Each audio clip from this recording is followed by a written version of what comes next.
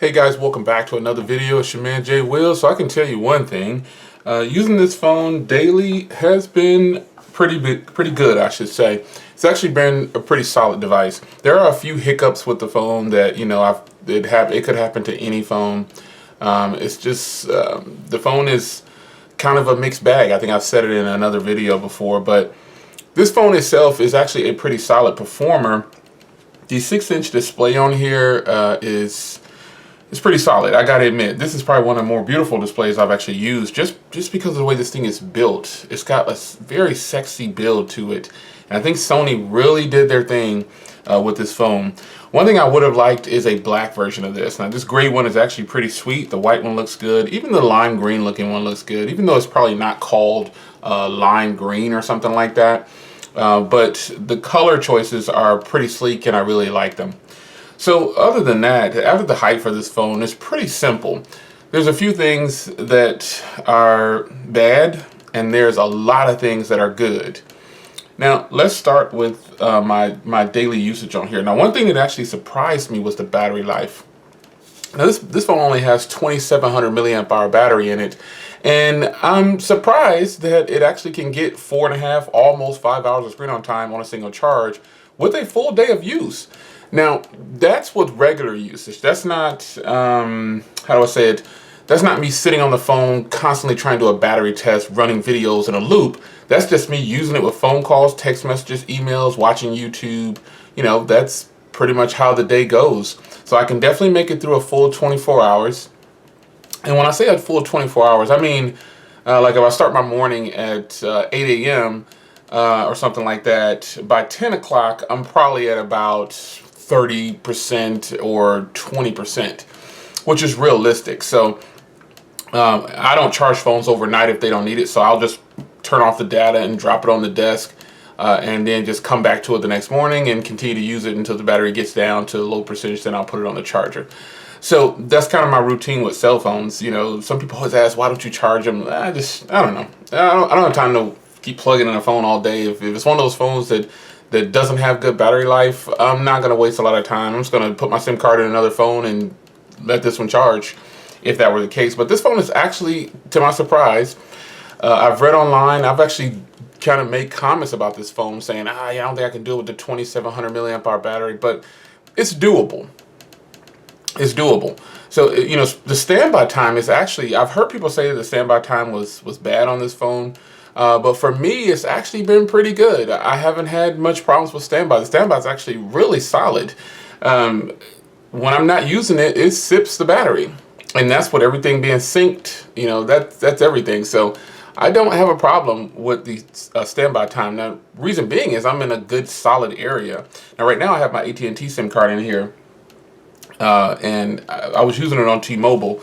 But you know, even with T-Mobile, the standby time with this was fantastic. You know, it's good. It doesn't sip a lot. It doesn't drain a lot of battery at all. So the battery was a big highlight for a lot of people. Now, another thing that people are concerned about is the memory. Now, this is this is probably the kill-all total fail for this phone. Now, even though you can put an SD card in here, that's not the point. The point is, this is like a flagship body with mediocre internals. I don't understand it. It's even mixed on that because it has 3 gigs of RAM, but it has 16 gigs of onboard storage, which of that, you get less than 10 right out of the box. So if you're a person that doesn't have an SD card, you're out of luck. You have to go out and spend more money to get one. So once you start to shoot video on this thing, it's going to tell you, hey, running out of, like if you do continuous video. I did a video shoot. I used this phone to shoot something and I was like, wow, you know, this thing is running out of memory fast, and I just didn't appreciate it. I was like, I cannot believe that this phone is running out of memory so fast. And you can see there, it only shoots in 1080p at 30 frames per second. That's it. So, and still, it still runs out of memory really fast, like taking a bunch of photos. So the sad part is, I've had to delete stuff from the phone. Now, the good part about that is once I put an SD card in here, I can save everything to the video, to the SD card for video and everything. But still, if I was a person who had a lot of apps that needed to go on their phone, which there are people who are like that, they're going to be really disappointed with this memory right now. Having only 16 gigs on board, you know, some things just shouldn't happen as we move forward in technology. So like I said, with it being a mixed bag internally, you've got a small battery, which still performs well. I'll give it that, like I said before. But you've got 16 gigs onboard storage, 3 gigs of RAM. I don't get that. And then you've got this Helio P10. So let's move forward to the P10. The Helio P10 may be a fantastic processor, but in this particular phone, the way it's set up is definitely not the best performer. There's a lot of stutter here and there, or lag. Now, in regular usage, this thing does great. I just don't have a problem with it, you know. But I realize it's just, I've noticed that it's just a lot slower than some other phones that I have, like in opening apps mainly. When you get the app open, okay, great, it's there. But I wouldn't think this phone had 3 gigs of RAM at all. I just wouldn't think so. I press the YouTube app sometimes and it takes about 15 seconds to open up. And I press the Creator app, that Studio app at the top up there. Press that app and it doesn't even open sometimes. I have to close it and do it again. So I don't know what's going on behind the processor in here, but it is definitely not the best processor. I would have, like I said, I would have probably taken a Snapdragon 435 in here other than this processor, because in my experience with this processor, it's not good. So if you have this phone, let me know in the comments how your phone performs. I know I'll get a mixed view on this. Some people who have the phone who really like the phone might just say, oh yeah, I don't have any problems with it. And some people who have it might say, yeah, I've noticed it's kind of sluggish at times. Well, in my experience, I don't know that it's sluggish, and I don't know that it's flawless, but I do know that opening applications sometimes it just crashes and burns.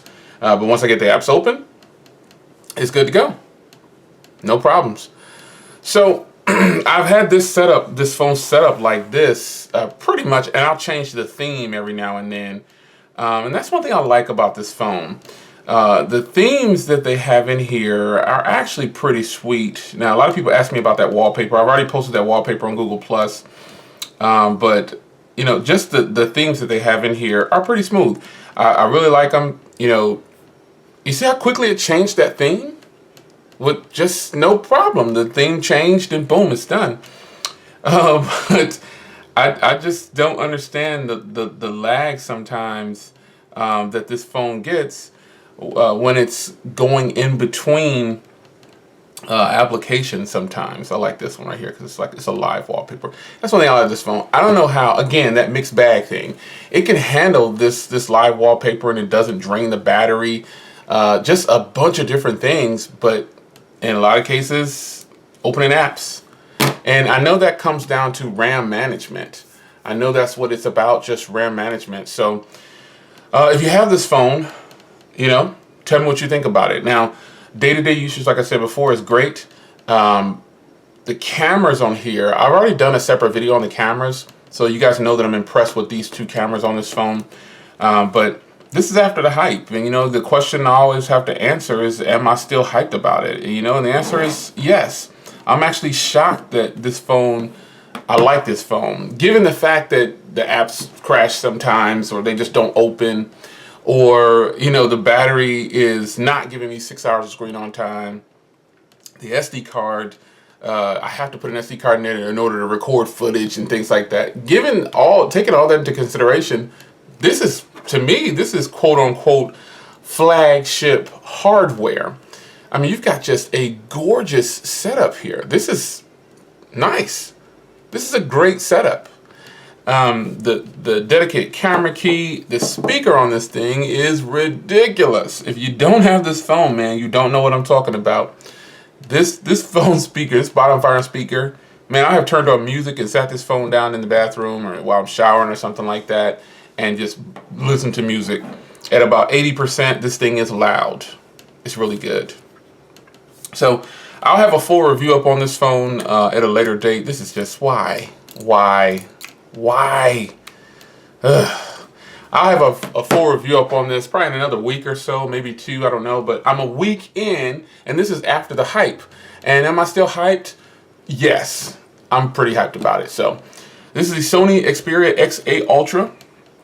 It's got a lot of positive things going for it, but there are those small drawbacks from what I've experienced. And if you don't experience those, shout it out in the comments and let me know what your take on it is and how you feel about this phone right here. If you have it, if you were considering it, I could recommend it. It's just those few things for me. Now, some people, before I end this video, some people don't need more than 16 gigs of memory because they don't use their smartphones like that.